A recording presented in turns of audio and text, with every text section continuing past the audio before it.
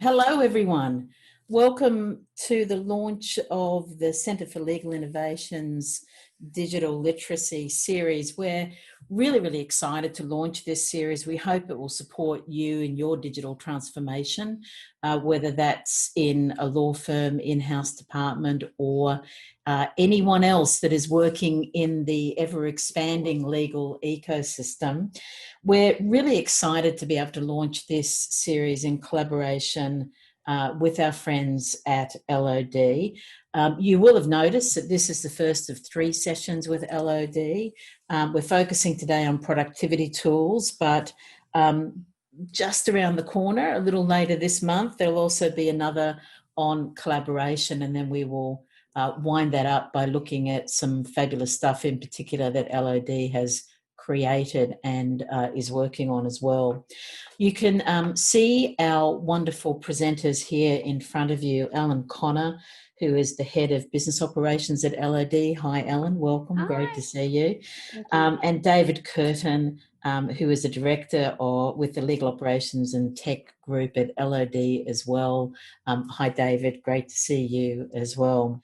So with that having been said, we're all set to learn about Office 365 productivity tools. And again, it's my great pleasure to hand you over now to Alan and to David. Thank you, folks. Thanks, Terry. It's a pleasure to kick off the series with you. So if you have any questions for us, which we can't cover in the Q&A session, we'll include our contact details at the end. And we're always happy to have a chat about how we can possibly help or clarify some of the points that we've made.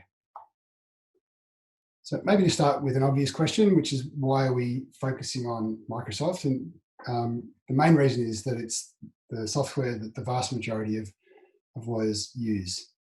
It's incredibly powerful software, but most people underutilize a lot of those capabilities. LOD is a Microsoft partner. As far as we know, we're the only law firm in the world to achieve this status.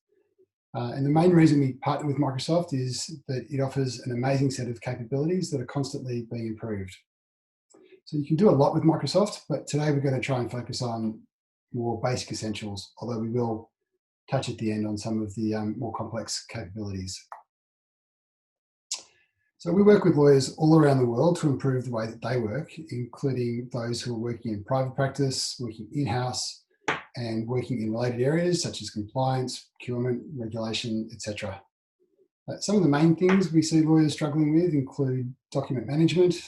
This includes obviously things like the creation of documents, storing of documents and managing documents, in particular contracts, which typically represents the lion's share of a lot of in-house lawyers' work, as well as private practitioners. Remote working at the moment is creating some obviously very acute challenges in terms of things like running meetings, collaborating on work and supervising staff. Most of the people that we are working with and we talk to at the moment are focusing on trying to extract maximum value from the technology they already have before they go through the pain of buying and learning how to use new technology. The change management point here is one that is often a big piece which many people gloss over when they choose to buy new technology. So I guess our underlying philosophy is that given that most people have got Microsoft, it's a fantastic tool to try and maximize before you go further afield and deal with all of the length of time and the complexity of onboarding new systems. You may be able to solve a lot, if not all of the problems you're trying to solve using the technology that you've already got. We think that this is a great approach because doing this helps to provide better outcomes for lawyers, for the clients and for their business. It helps to improve lawyer efficiency and profitability. And by spending less time on low value, high friction tasks, it can increase engagement, effectiveness and well-being. What I'm going to do now is run through 7 underutilized legal practice management capabilities using Outlook. And these are time recording, managing tasks, file notes, searching for information, filing, managing calendars, and templates. So we'll reference some shortcuts as we go throughout the session. We'll share a cheat sheet lists these after the session. So the first one to start with is time tracking. So to bring up the journal in Outlook, I hit Control 8.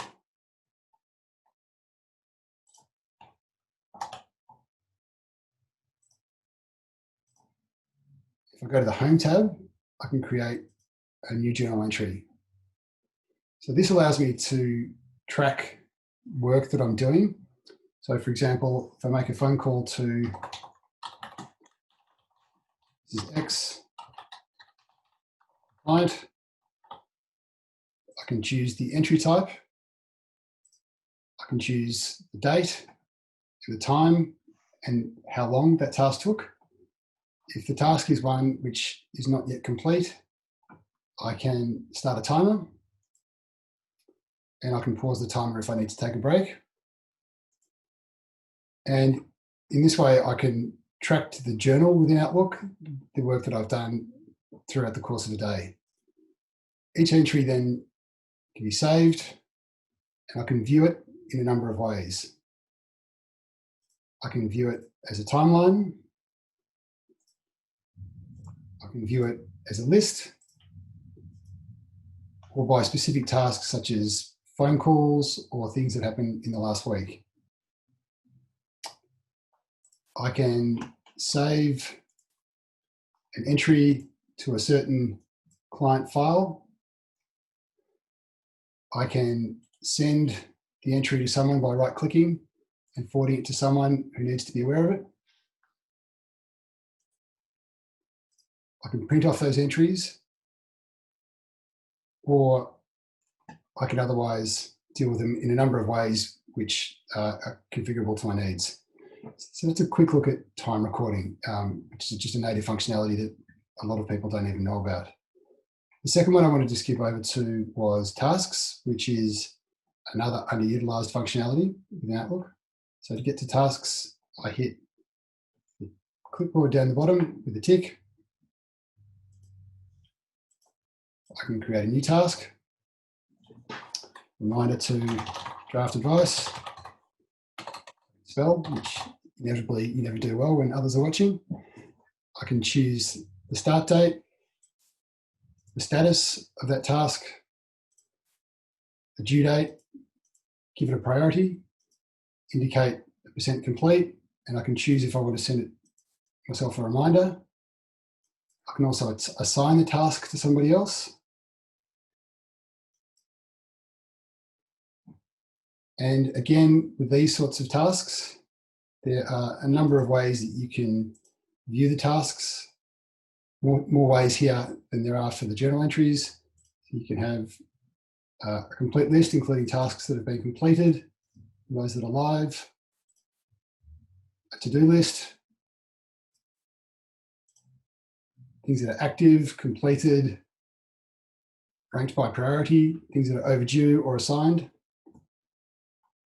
So a lot of functionalities there. And again, with these views,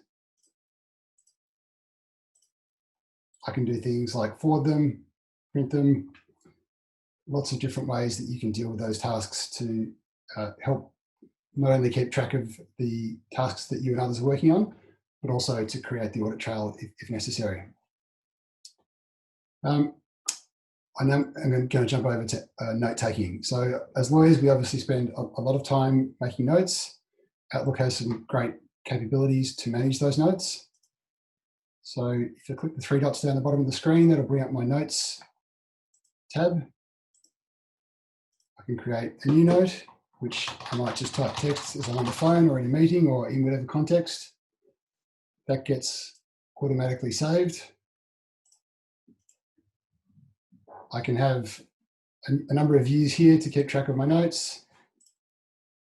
I can save those notes to certain folders. I can forward them to people.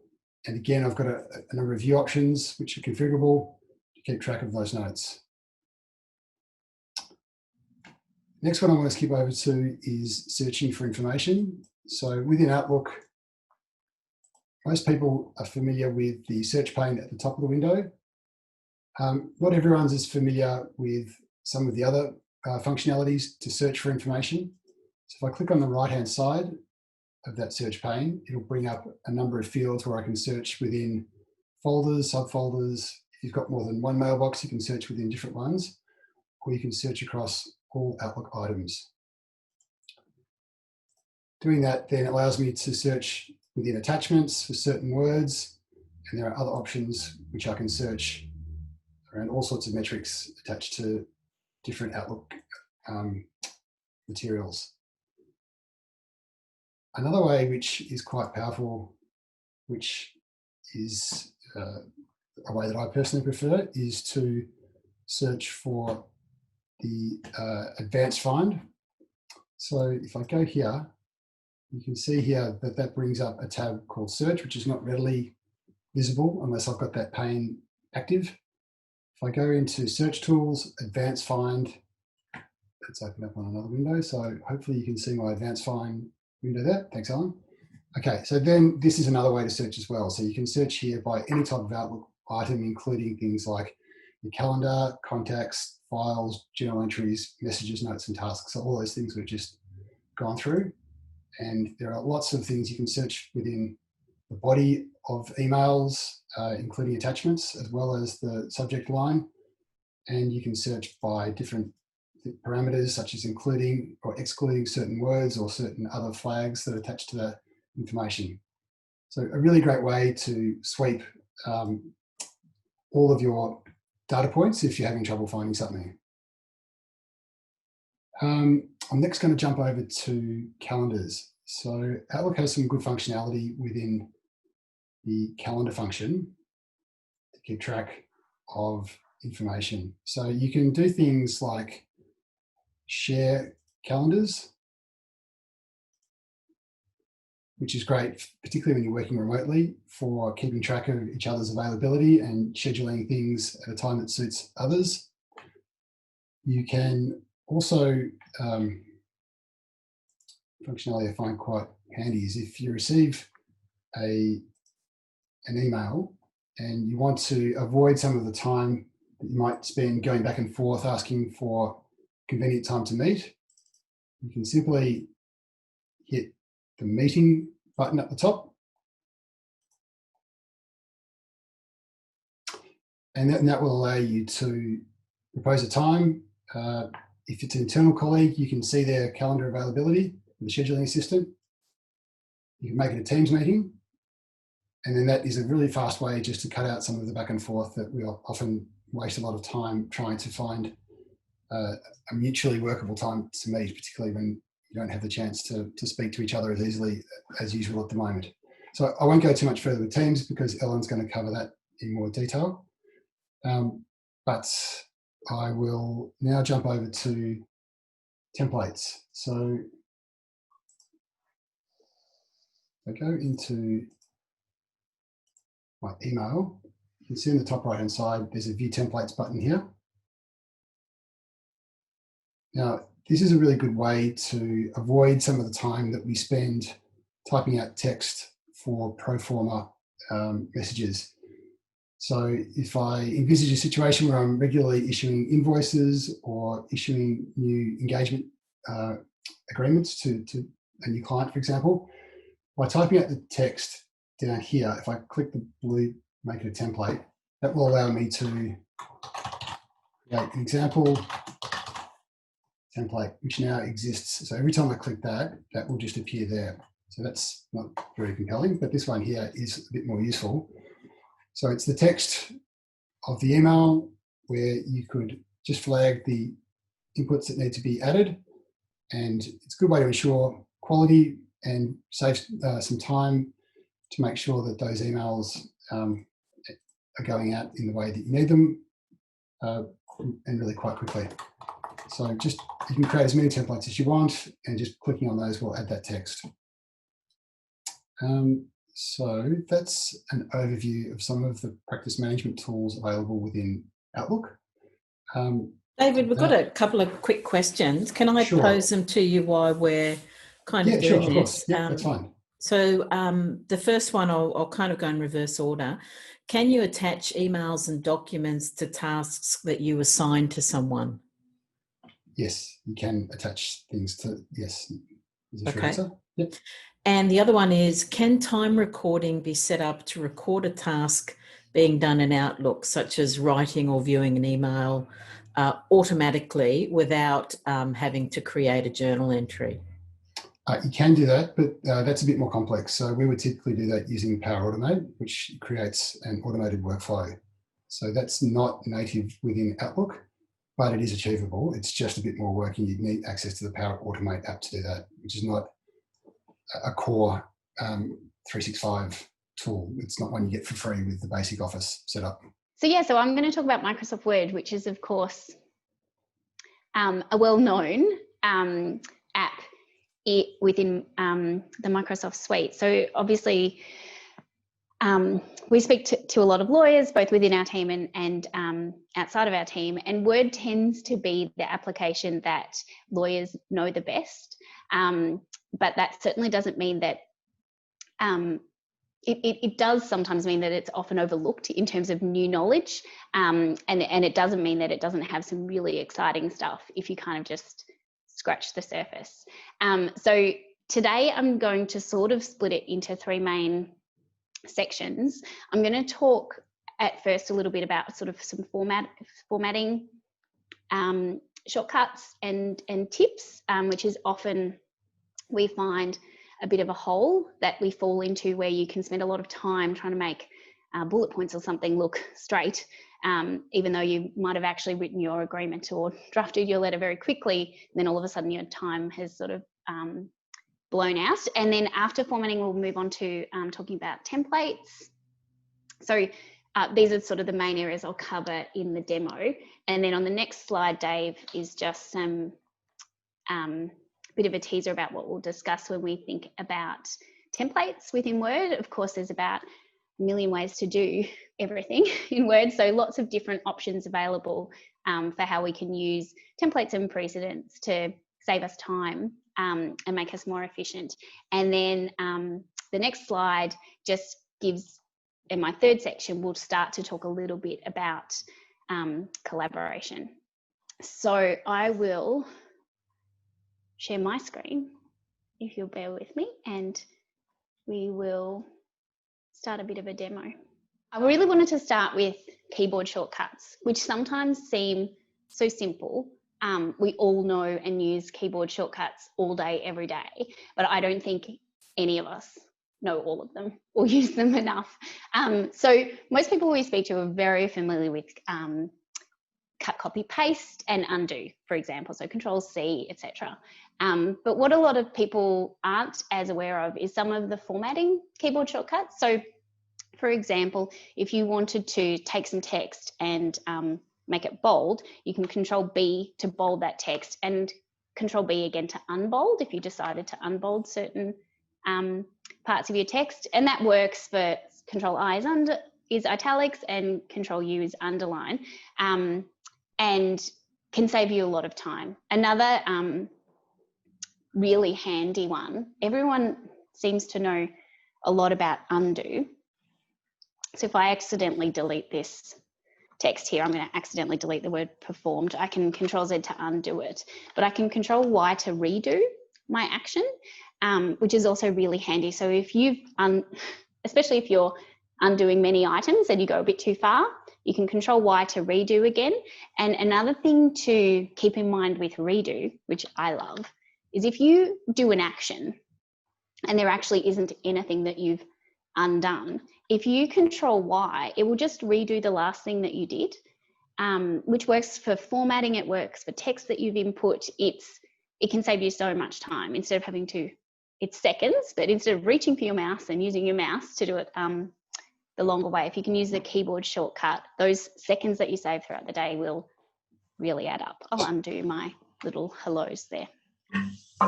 Those are just, that's obviously the tip of the iceberg in terms of keyboard shortcuts, but we do have, as Dave mentioned before, some really great cheat sheets, which we can obviously distribute to anyone who'd like one. Just let us know. Thinking about formatting, I'll also just touch quickly on Format Painter. Another thing that a lot of people are familiar with, here it is. So here's the long way of pressing cut and copy, and it just sits underneath a little paintbrush. And whenever you highlight certain text, if you click on Format Painter, you get the little brush next to your cursor. And when you drag that along text, then the formatting of the first component applies to the second component. And what we can also do is if we double click Format Painter, then it will hold. So we can use it for certain sections, which means we can just do a lot of formatting very, very quickly. I'll undo. Oh, I'll redo that one. Excellent. Another thing that most people are familiar with but don't quite understand the full capabilities of is find and replace. Replace, it can obviously be used for text. If, say, throughout this document, I'd use the word staff, for example, and I wanted to replace all of them with employee, I could either just replace all, which will do it all for me in about a microsecond, which is wonderful, or you can also find next and replace as you go. So you'll find one, replace it, and make sure that you're doing the right thing. What a lot of people don't realize is you can use this box for non-text. So one thing I often do is I might get some text from someone else, and then I'm trying to format it into the LOD format. And there's often, for example, a double space after the full stop, which I want to get rid of. So I can actually find a double space and I can replace it with a single space. And if I just replace all, then that will just change that all throughout my document. You can do it in the opposite way. If you want like a full stop space, you could do a find full stop space and replace it with a full stop double space. And also works for things like bullet points. If the bullet point is an arrow and you'd prefer a dash, you can find and replace all. So really, really handy. And most people use it, but don't use the full functionality. And I'm sure there's more you can do with it.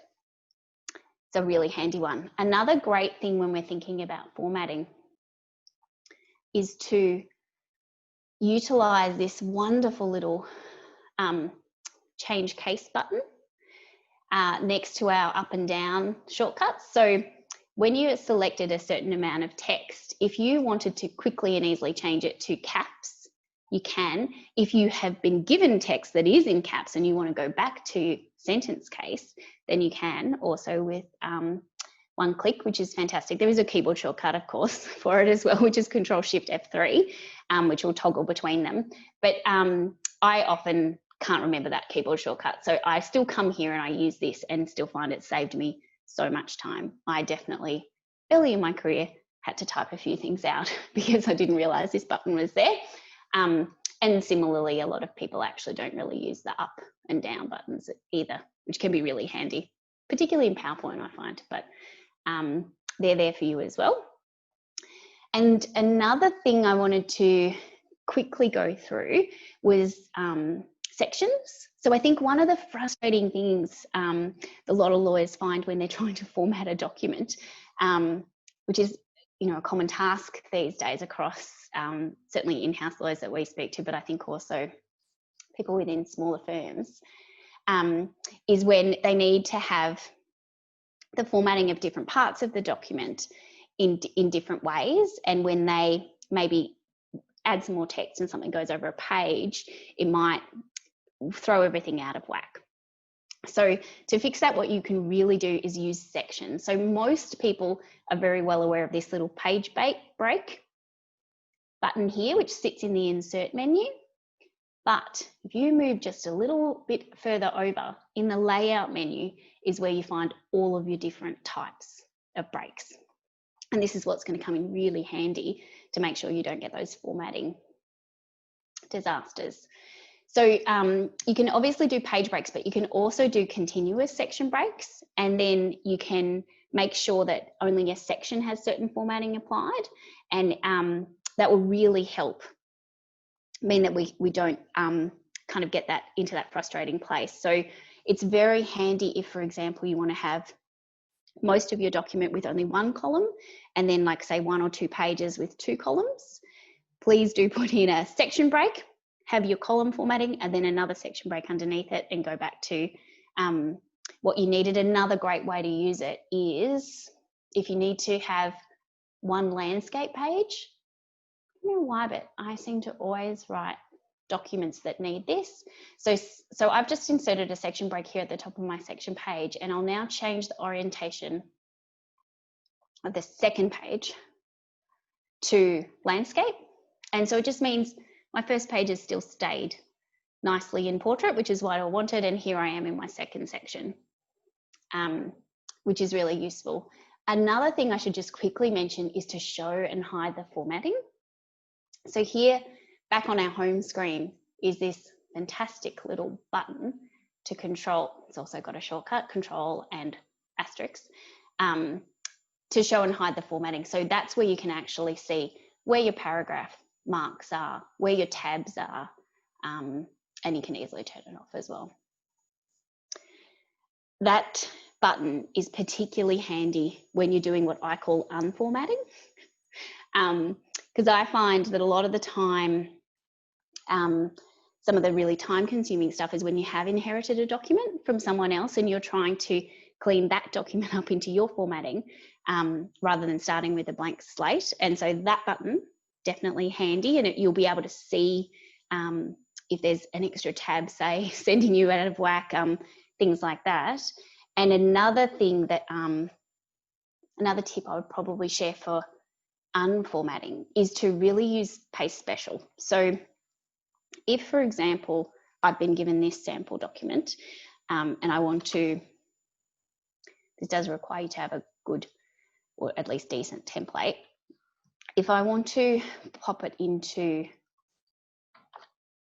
the LOD format, for example, what I'm going to do is I'm going to select all, Control A, I'm going to copy, so Control C, and when I come over here to my new template that I've opened, instead of just doing a straight paste, I'm going to do a paste special. So as you can see, there are a heap of different options for how to paste, and I'm going to select that I will use the destination theme. So the document that I'm saving into, I'm going to pick up the theme from there. So if I save that in, what it's done is taken this, still got my weird dot up there, taken my sort of sample blank document and it's changed it into the LOD format. So we, like for example, our headings have these numbers here and they're sort of a blue color, and then we go through and we use I instead of ABC, but all of that destination formatting has been picked up. A quick question on what you're kind of focusing on before, and the question is, can you insert a bullet point or dash in the find box? Yes, you can. Okay, thank you. Yeah, so some of obviously the bullet points are easy to find on your keyboard, like a dash, maybe like a greater than symbol, which a lot of people use as a little arrow. Otherwise, if it's a dot or something like that, just copy and paste it from a blank document or something like that, and it will work. Brilliant. And I've got a quick question for you, because the commands, you're kind of using commands obviously from your keyboard. Is there any kind of preference between using those and, you know, the little icons that appear on your tab bar that would do a similar thing? Like, is there a reason that you kind of use a keyboard more than the other, or is it just a personal preference? I think both are good, you know, especially if it's a nice shortcut. I did read an article many years ago which talked about the time that we waste reaching for our mouse, which was just one of those things where, of course, it's only seconds each time we do it, but it adds up. You know, it's 3 minutes by the end of the day. It's you know, across an organization, hours and days by the end of a week or a year. And so that, I think that article made me really get into keyboard shortcuts. And it's obviously a journey, like you can't learn them all at once. So you learn, I think, 3 at a time. That's how I do it. 3 at a time, and you just kind of nail them, and then they become part of, like, it's the same as typing. They become part of what you do every day. And I do truly believe they save time. And then once those ones are just native, then you learn 3 more, you know? And I often actually have a little sticky note. I'm a bit old school, so I have a sticky note with my new ones on my screen. But yes, absolutely. And I'm just very passionate and a huge advocate for individuals efficiency and productivity as the absolute cornerstone of an organization's productivity. So I think all of these things add up. Yeah, absolutely. Thanks for those. Bye. No worries at all. And look, this was just to sort of show that when I copied this kind of blank sample agreement into the blank LOD template, I chose destination formatting, and it has picked up sort of our LOD template that we use. And there's just a few differences you can see. Obviously, we have these headings. We use the one kind of sort of number and then 4 and 4.1, etc. And we have like a color in our headings, and we use this I instead of ABC. But all of that just happened automatically for me. So definitely worth learning about Pay Special. I love Pay Special. It's even better in Excel, but that's a story for another day. Okay, so the next thing I wanted to talk about a little bit was templates. And within law, there's often sometimes a bit of misunderstanding, or not misunderstanding, but we sometimes use the same words to mean a template or a precedent. And what I like to kind of define them that a precedent has a lot of content, whereas a template doesn't.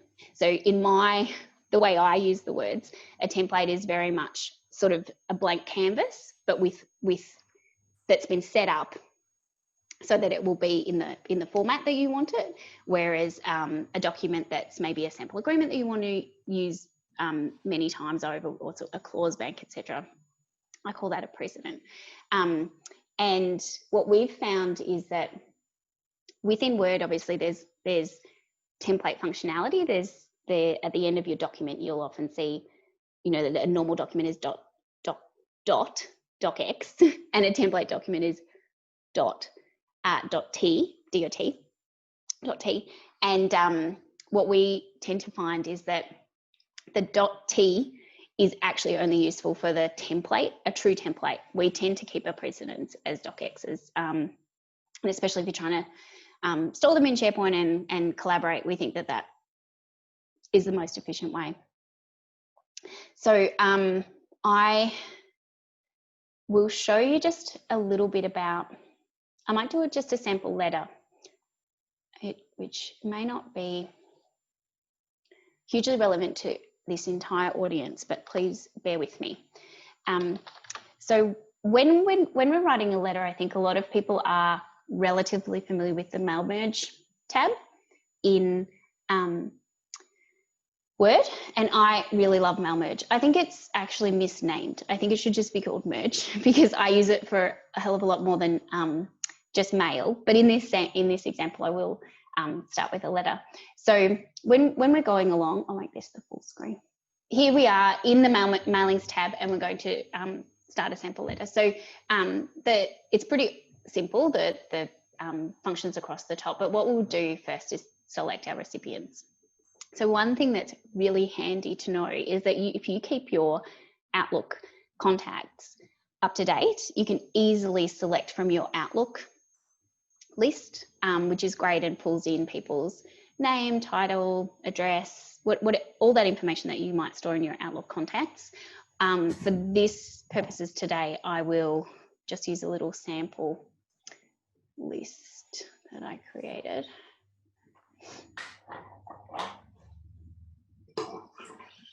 Okay, so this might be, you would connect it to your organization's contact database, etc. So then we'll put in some fields. You can easily do a quick address block. And there's lots of different formats you can choose. I'll go with this one. If your source data doesn't have headings for the various columns that are obvious, or that Microsoft can match up itself, you can use this button down here, match fields, to manually match them. But the way I set up my little sample database, I used headings like first name, last name, etc. So Microsoft has just found the data for me. So I entered Joanne Blogs. That's the address block. And I'll then also insert a greeting line. That one's a bit formal. I might change it just to Joanne with a comma. It's up to you. You can also use to sir and madam if you'd want. And then I type my letter. And then from there, quickly and easily preview the results. So here is the first entry in my little database. I'm writing a letter to, oh, I didn't need to write the dear. I'm writing my letter to Joanne. Here's the to Joanne, the content, etc. And I can flick back. I've got 2 entries in my database, Joanne and Jane. So you can see how the merge fields have flown through. And then from here you can print off just the one document that you want, and it's so the current record, and go okay from there. Really simple and easy. And obviously I've done a sample letter, which was certainly the functionality that Mail Merge was designed for, but we use this functionality to pull in fields for all sorts of different documents. It certainly doesn't have to be a letter. Like the sky is the limit with Mail Merge. I just wanted to quickly touch on references, which are also really handy to really have your head around, in my opinion. So in this agreement, for example, say in this supply section, I did need to refer to another section, 4.2. Rather than typing in 4.2 and then should 4.2 change, needing to update it, it's very simple within Word to insert a cross-reference. So you press this little button up here and you find the part that you want, okay, 4.2, and you insert. And so what has happened is this is my typing, but this one is the field. And if I actually did insert another 4.2,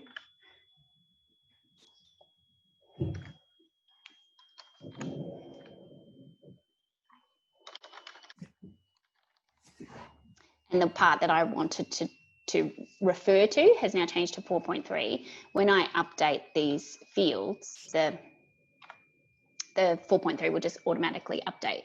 So there's a shortcut for that, of course, which is F9, updates all the fields in your document. So cross-referencing can be really, really handy, and it's linked in some ways to hyperlinks, which I also did want to just talk about a little bit.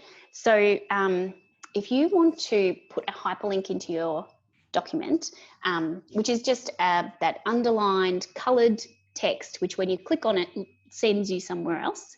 Control K is the shortcut. And from here, you can insert what text you actually want displayed in the document, and then what address you want when you click on that link to go off to. And then when you press OK, it's just in your document. You turn it into a PDF, it's still there. You email it, it's still there. So if people can access that link, they can access that link. And you can also do hyperlinks for bookmarks. See this little very handy bookmark button over here.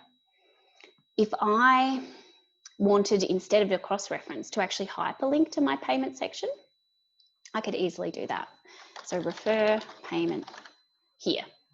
And that hyperlink will work in this Word document. It will continue to work if I turn it into a PDF, etc. So just another great way of sort of helping people navigate your documents. Now, I was thinking of speaking a little bit about colours and themes, but I could talk about this stuff for hours, but I'm conscious of time. So I might move on. But if anyone has any questions about colours and themes, shoot them through. I'm always happy to talk about them. I personally love themes.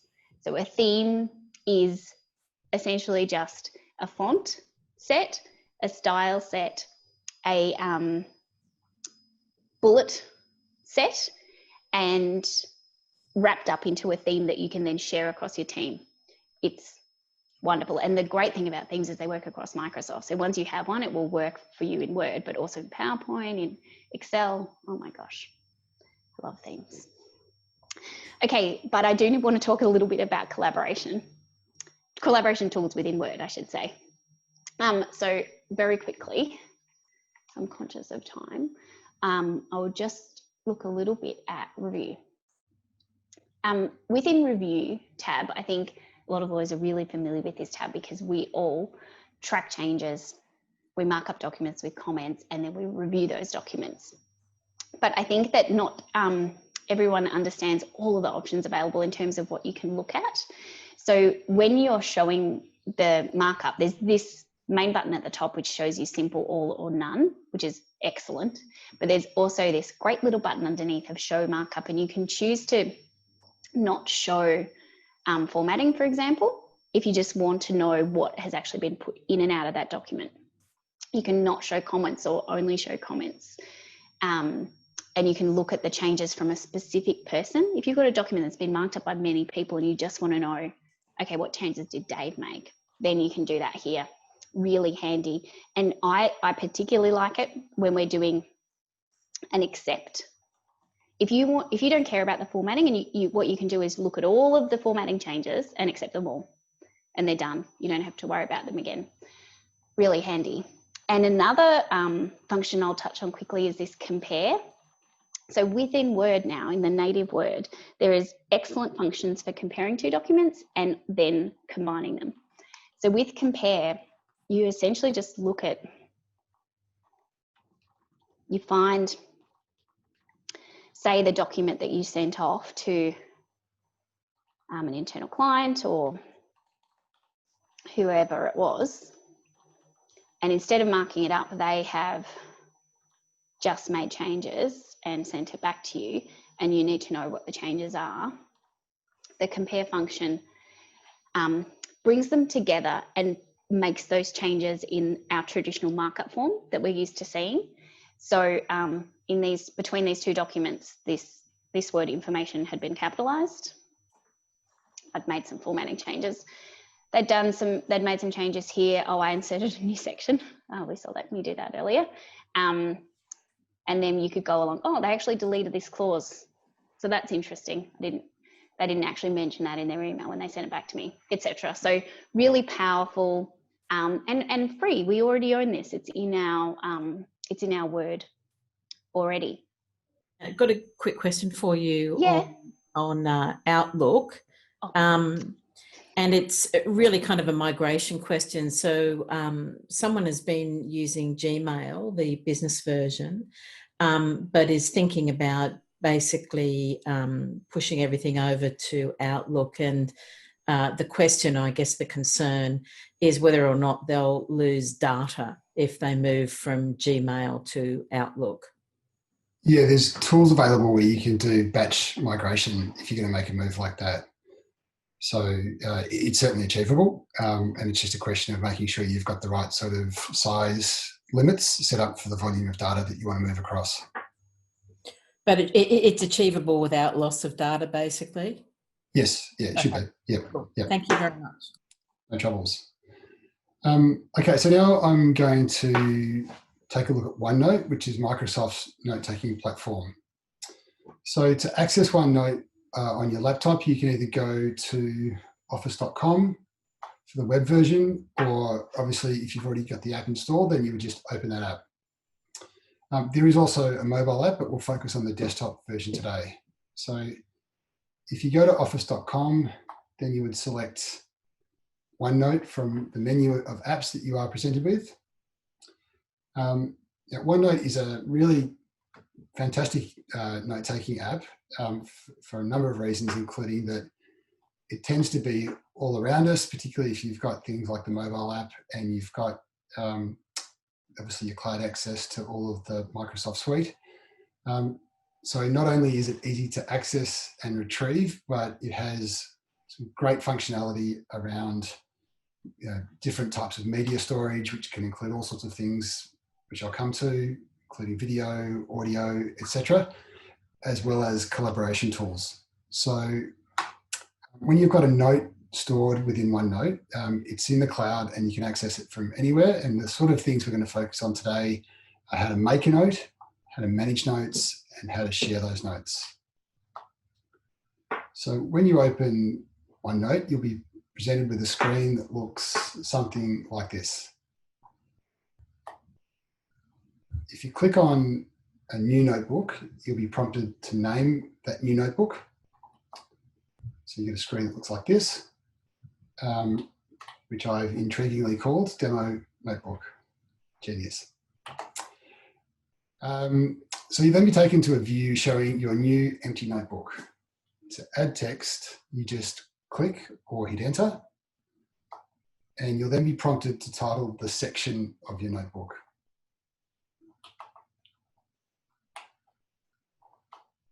So OneNote has 3 levels of document hierarchy: pages, sections, and notebooks.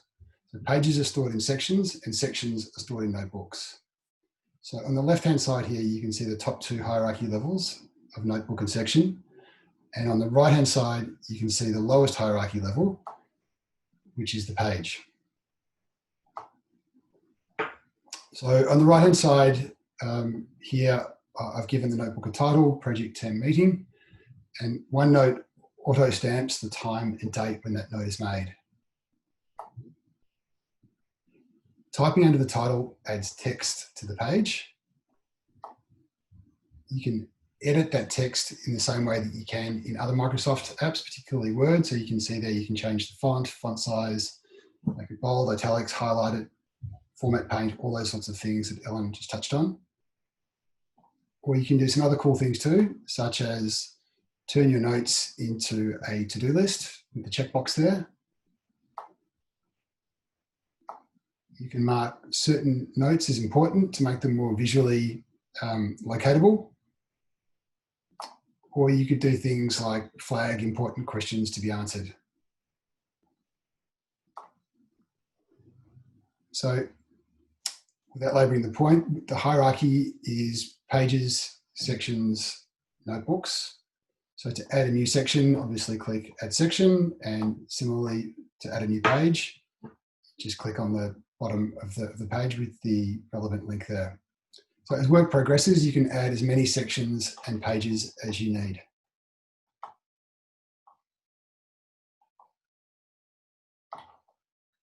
So to add more notebooks or to navigate to other existing notebooks, you click on the Notebook tab, circled here in red. That will give you the option of selecting other existing notebooks or adding new ones. The sections are color-coded to make them easier to navigate and laid out sort of like folder tabs so that you can quickly scan past them, and you can change those to make them more intuitive for yourself if you choose. OneNote has some pretty handy features for meetings. It can transcribe notes for you. The accuracy is pretty good. It can sync to your Outlook calendar and auto-track meeting details such as time, date, place, and attendees.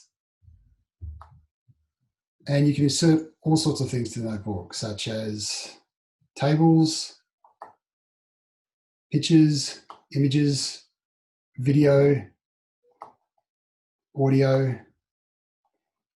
And just look at the pictures for a second. You can add pictures that you've just taken. For example, you might have your phone with you and be wanting to add a photograph that's relevant, or if you needed to search online for an image, you could search within OneNote and insert images. Sorry, my speech is leaving me. You can also draw pictures if you need to. You can use a stylus if you've got one, or you can use your finger. If you're, oh, sorry, I've lost an image there. Apologies. If you're drawing or writing by hand, you can add lines to the page to make it easier to draw. So you can bring up a more conventional looking notebook page, or a grid if you're doing something which is more geometric. If you're a messy drawer like me, it'll turn your messy scribbles into neater, maybe not perfectly neat, but neater squares. And it can also snap your handwriting. If you circle it with a lasso and then choose ink to text, it will change your scribbles into text, which you can then edit again with all of that functionality that you've got through Word. So very helpful if you have a lot of text that you might be scribbling, or notes obviously of a meeting if it's the way you choose to work, that you can automatically get that transcribed into editable text and share it with other people who might need access to it. Dave, that was a question actually that's come up a couple of times here, is the extent to which OneNote can be used as a collaborative editing tool in particular. So can kind of what you're showing here be shared fairly easily in a way, or does it have to be saved somewhere else and used in a different functionality? How does that aspect of it work? Yeah, if you're okay, I've got that to come to in a second, Terry. Yeah, so, yeah, absolutely. The short answer is, sure. is yes, you can. Yep. And I will run through that in a second. Just before getting to that point, I just wanted to clarify that with these notes, you can have multiple notes on a page. So there's these three dots at the top of each note, and by selecting those, you can add other notes. You can zoom in. The page is infinitely big, so you can make it as large as you want. You can add as many notes as you believe are manageable. You can zoom right out. The page just endlessly keeps getting bigger, or you can zoom in to make it easier to read or to put up on display, for example. To the sharing point, this is the last point I wanted to cover. On the top right-hand side, there is a share button. This allows you to share a link to a live notebook with a colleague. The share functionality works best if you're within the same organisation. You can share things externally. If I'm sharing it, I can choose the people I want to share it with. I can choose the sort of rights that I'm going to give them, whether it's read only or whether I'm going to allow them to edit as well. I can choose to set up different rights for different categories of people. If I'm sending it externally, I would typically send a copy of the page, which limits some of the live collaboration, but I can still allow people to edit it and send it back. It just doesn't happen quite as contemporaneously as it does when you've got people within the same IT environment. So they were the main things that we wanted to cover in terms of the Outlook, Word, and OneNote. We thought we'd just spend a couple of minutes talking about some of the other things you can do, which is foreshadowing some of the other content coming in the subsequent sessions. With LOD 365, that involves us essentially setting up workflows which are oriented towards the way that lawyers work, be they in private practice or in-house, and utilising the native functionalities as well as augmenting them with some of the power apps which don't come off the shelf. But the underlying ethos is that we strongly believe in maximising the value of what you've already got, avoiding the pain of change management and what we often see are very long lead times for people to acquire new technology, as well as it's a far more effective environment if you can work enterprise-wide on the same system. So that's just a quick one there, which we'll go into more detail on subsequent sessions. And to maybe just lastly note, Ellen, if you don't mind me just doing this quickly, in the interest of time, that within Microsoft Power Automate, you can provide a lot of functionality, such as those ones that you touched on, Terry, around those questions around the ability to link up certain things automatically. And a lot of the other functionality here is just getting more powerful every day. So lots of scope there. And please don't forget to connect with us on LinkedIn or Facebook or Twitter, where you'll get reminders about these sessions and obviously others that are coming up as well. So again, Ellen and David, thank you for a great session. Thank you for kicking off our digital literacy series, and our thanks also to LOD for collaborating with us on this. Really, really helpful. We hope you found this helpful as well, folks, and we look forward to seeing you at the next session. And I think we're going to see you back for that session, David, as well, with Amanda Fadgeman, right? Yes, I look forward to it. Thanks so much for having us, and thanks for all the great work you're doing at CLI. Oh, thank you. It's a pleasure. Thank you again, Alan and David, very much. Thank you. Thank you, everyone, for attending as well. Bye now.